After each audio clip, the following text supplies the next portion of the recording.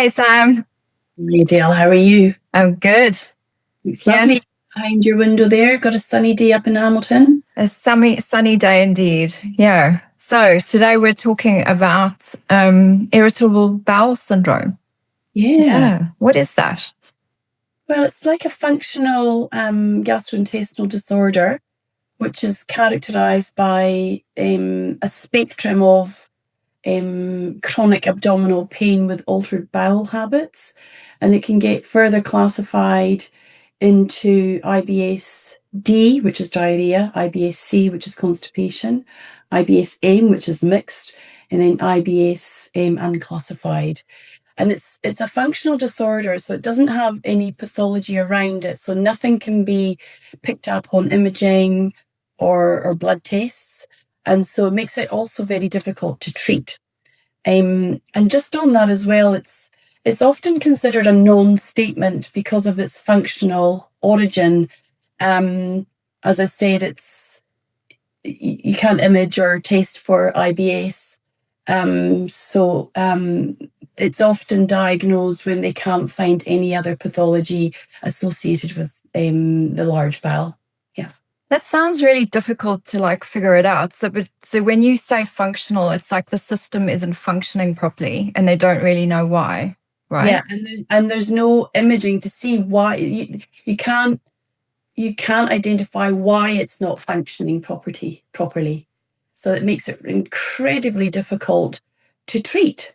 Yeah. It, um, it's kind of got this heterogeneous presentation, which means it's different across different populations. Mm. Presentation is very difficult. So you can get things like cramping, you can get things like pain. People often describe like stabbing pain in particular areas of the colon, trigger diversity as well. So some people can be triggered by gluten, some people can be triggered by dairy, some people can be triggered by eggs. So it's just got such a broad spectrum in its presentation as well, which makes it even more difficult as a functional disorder to diagnose, which is often like you've got this melting pot of symptoms. And if it's not Crohn's, ulcerative colitis, diverticulitis, then often it's given this diagnosis of IBS. And so a lot of people then come out and go, now what? Yeah. And it's interesting, like for me working with people that experience trauma, I see a lot of IBS. So there seems to be some kind of, with the gut not functioning properly, like what are some of the reasons for that? For me, I'm curious and did some research into, the fact that actually there's been some studies that show that trauma survivors, if they've had, chronic childhood neglect or abuse, that the body stores some of that trauma and it can manifest in some ways in IBS. So there's a role that early life trauma can play in experiencing IBS, but what are some of the other sources of it? Like you mentioned some allergies and allergens and sensitivities, but what else can kind of cause it? Well, that can directly feed into the microbiome. We've got a podcast on that. And so with the microbiome is involved in synthesizing some neurotransmitters as well, like dopamine, serotonin, GABA. And indeed, 90% of serotonin is produced in the gut. And hormones can also impact that as well. So estrogen increases in the synthesis of serotonin and reduces the breakdown of it, which is why you can often see it in conditions like endometriosis, so estrogen dominant type conditions. Endometriosis also believed to be caused by some kind of pathogen. So in this area here is called the peritoneal cavity. And so the anatomical proximity of your digestive organs and your reproductive organs, they're shared in the same space, which is often why you can see the cyclical IBS that can happen with endometriosis as well.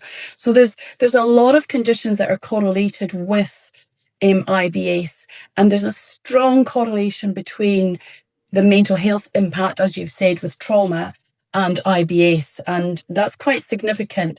And that is, we look at the bidirectional brain gut axis. Okay, and so that bidirectional means that it goes both ways. And what we do know is that particular microbiome, for example, so if you look at bifidobacterium, lactobacillus helvetica, which is what we call psychobiotics. So you can take them internally and they affect your psych system.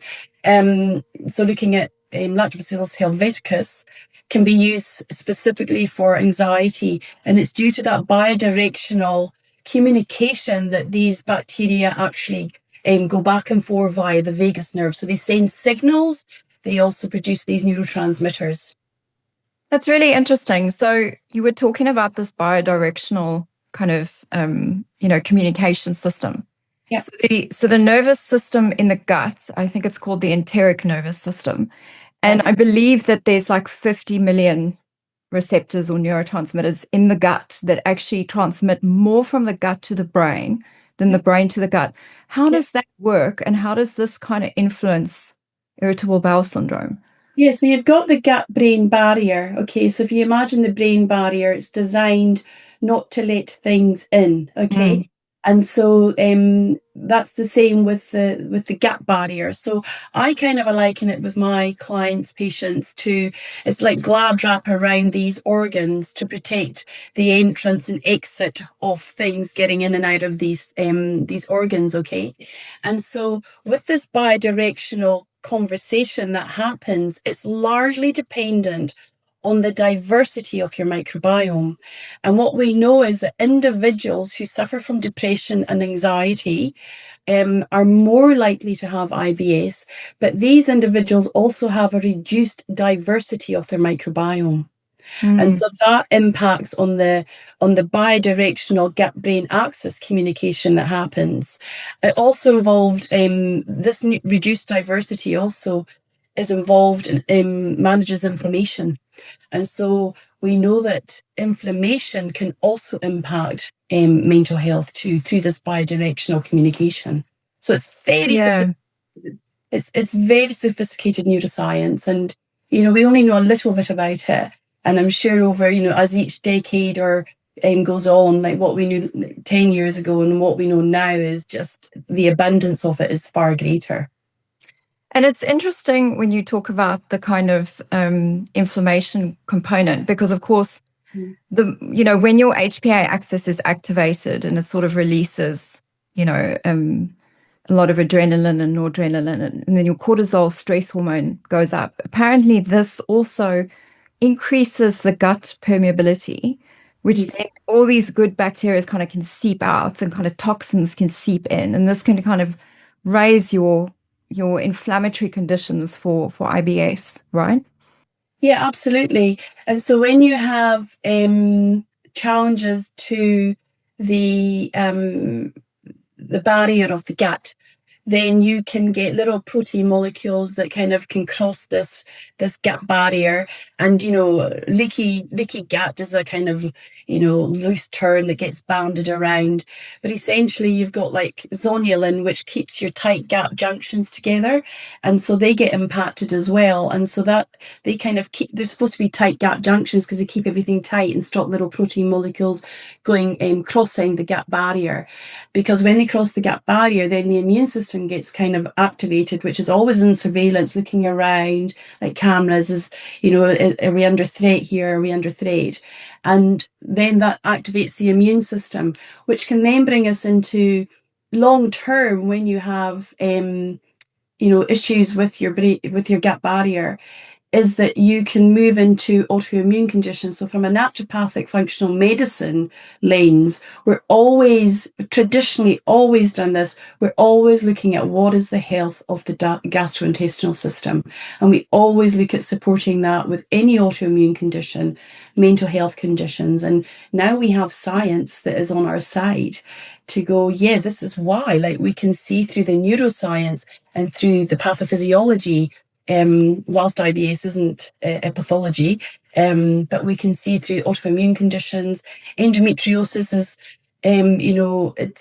it's on the fence now on whether it's actually a reproductive disorder or whether it's an autoimmune disorder, again associated with the gut.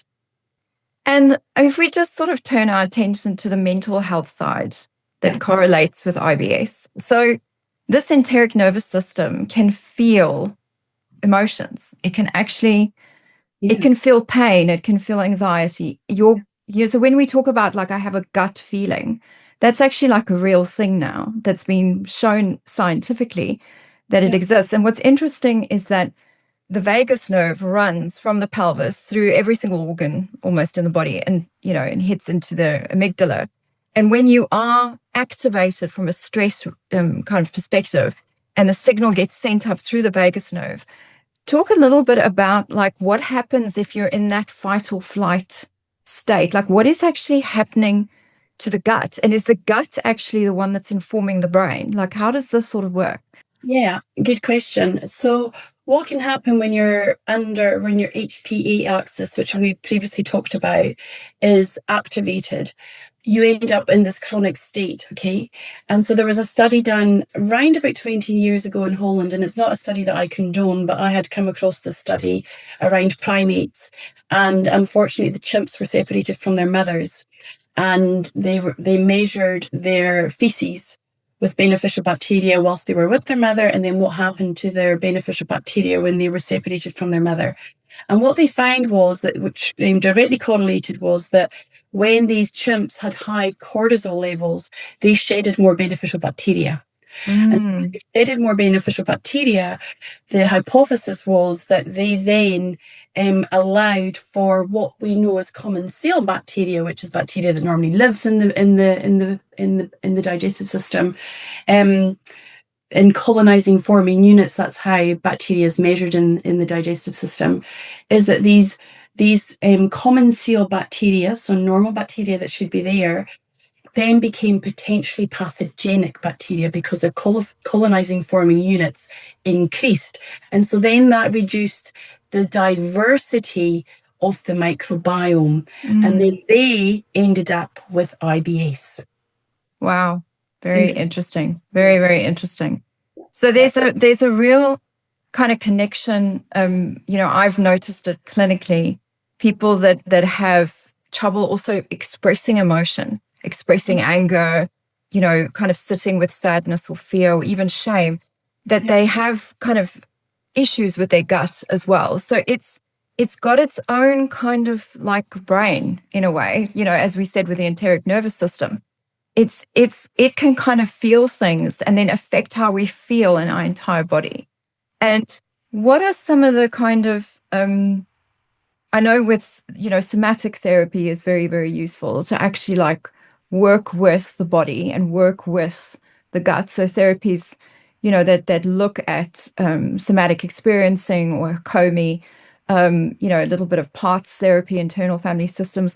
What are some of the other kind of therapies that you've heard of? Because from on general medical systems, they have cognitive behavioral therapy for IBS, and they have acceptance commitment therapy and mindfulness for IBS. But the somatic therapy seem to be kind of taking over in terms of their impact in reducing symptoms of IBS. Is IBS basically a body anxiety?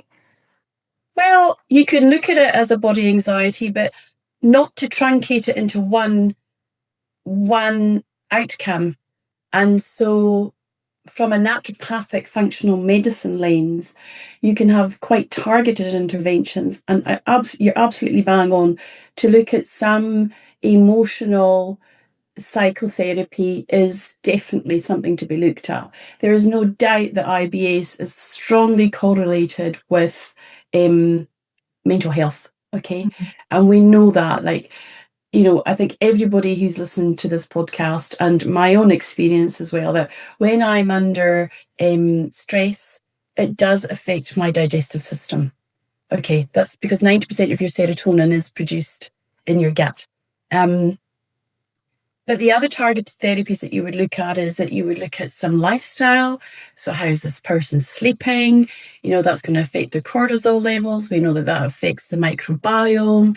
You're going to be looking at psychobiotics, particularly like quite bespoke. So you're going to look at what type of anxiety they have, look at what type of depression on the DSM-5 scale that they have.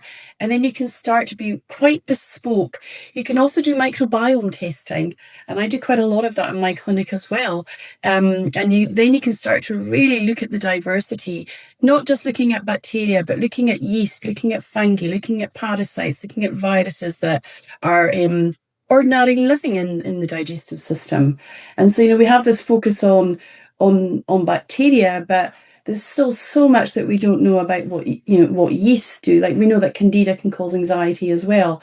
We know that viruses can cause anxiety. So we'd be looking at psychobiotics, we'd be looking at prebiotics, which are foods, fermented foods, or certain fibers that feed probiotics. We'd be looking at diet, we'd be looking at exercise. Exercise, we were just discussing on a seminar last night that exercise is as beneficial as a low-dose antidepressant. And so, there's a lot of things these targeted interventions that you can do, because there's not a lot you can do to medicate for IBS. And that's the difficulty too, is that some individuals are looking for, can I take a drug for my IBS? And by and large, no, you can't. You can take pain relief. Yeah, I think most of my clients that have IBS, they basically live on Buscopan. Right. So they kind of, always have that a stash of that around them, so that whenever they get a flare, they can kind of calm the pain down. But it's not solving the source of the issue. That's right. And that's where you're looking at some, microbiome testing, or going to see a functional medicine practitioner where, if you've got a good GP, that would take this holistic, functional, integrative approach to you as a whole person. So we know that, so we've already kind of discussed, we know it's this gastrointestinal system's involved. We know the nervous system's involved. We know the immune system's involved. Now, if you've got gut permeability, which we touched on, we know that it might affect musculoskeletal system. We know that it affects skin, so you can see it represent itself in atopic disorders like eczema. We know that asthma can be correlated with the gut. So, you kind of, you can't truncate systems and kind of separate them out from each other. You've actually got to look at each system as beautifully orchestrated with each other, and one will compensate for the other. And so you have to look at this as a functional medicine, holistic lens. Very good. Yeah. So anything else that you want to kind of share with regards to IBS? I mean, what are some of the things that if one of our listeners is suffering from IBS, that they can sort of think about? Well, I just also want to touch a bit more on the mental health impact. And so we talked about that bi-directional gut-brain axis, but I also just want to touch on, for some people, it can be very severe. And so social isolation can be a big thing for individuals too, where, especially if they've got IBS diarrhea, where it's unpredictable diarrhea, and so it's very challenging for them to leave the house. And remember, there's a social construct that we don't talk about poos, and so people are often unable to talk about it as well, because they might have a partner or a family member it just grosses them out and they can't talk about it. So there can be a lot of isolation on many levels, and maybe that's something that you can talk to as well. I mean, I know you deal a lot with that in your clinic. Yeah, we have, I have a number of people that have kind of chronic health conditions that is associated with early life trauma. And, the stress, shame, gut-brain loop connection is quite strong. And it's not just, if you have one of the worst versions of IBS, that you might be feeling social anxiety. It's also anticipatory anxiety, anticipating a flare. If I go to this party, and what happens if something happens, and, is there a bathroom nearby, and that kind of ongoing stress activities. We're going through something really stressful, and we have to just continue, that can also increase the cortisol, which then increases the gut permeability, increases the inflammation, increases the IBS symptoms. So it's this vicious circle that goes round and round. So the more stressed we are, the worse our symptoms are. The worse our symptoms are, anticipatory stress then makes the cycle more stressful. So it's something that you have to interrupt the loop at some point. You've got to sort of, as you said, pause and go, well, hang on a second. This is a functional disorder. This means the system isn't functioning properly. So I've actually got to look at the whole lake with all the little rivers that feed into the lake to see, well, which parts might be influencing or impacting this. And it might not be just one thing. It could be two or three things. It might actually take, 3 or 4 months of focused effort to turn this ship around. Yeah, good point. Very good point there, Adele. And it's kind of patience is not something we're good at as human beings. We've been trained by, the medical fraternity that you should just be able to take one pill and within 24 hours you're all good. Yes. So people that live on buscopan and omeprazole or any of these kind of, drugs, it's not necessarily I just want to eat whatever I eat or do whatever I do, and I just take this one tablet and it's gone. If I actually want to solve something at the source, I have to look at the whole system and work out which part of it is influencing the functional challenges that I'm experiencing. And so you mentioned that many of your clients that have IBS are, dependent on pain relief. And what do they notice when they're in therapy? Do they notice a shift in their IBS through the work that you're doing? Definitely. I'd say about 90% from I've seen from a clinical perspective, 90% of the clients that I have that have IBS or gut motility issues, if they have early life trauma, they usually have pathological accommodation. They usually have some kind of major thing that's happened to them and they haven't been dealing with it and they haven't faced it, or they have some huge emotional suppression. There's something that they've suppressed and it's kind of shoved downwards into the gut.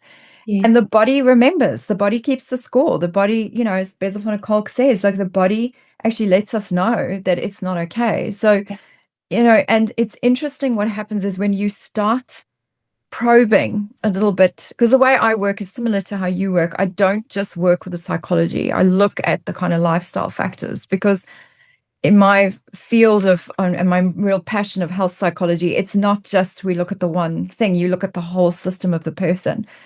And it's the systematic changes of all those things. Within about 2 months, there's a huge shift that starts to happen with like how they feel in themselves as people. And I think that's, it's that dedicated work. It's not this kind of one stop shop little silver bullet that you take and it's all sorted. Yeah. And we know that by just emotional attunement, that has a massive impact on helping relieve depression and anxiety.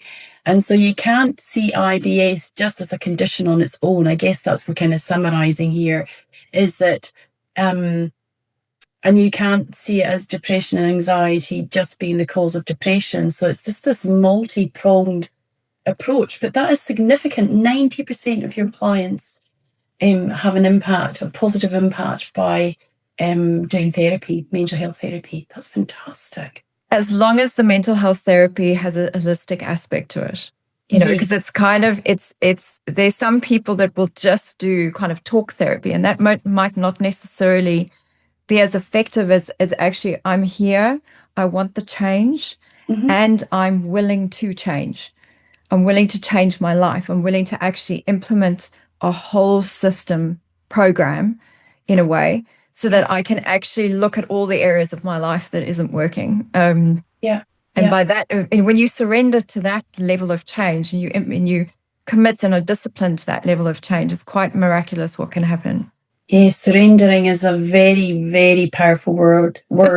as is self-responsibility. Yeah. That you're expecting to get the answers in a one-size-fits-all.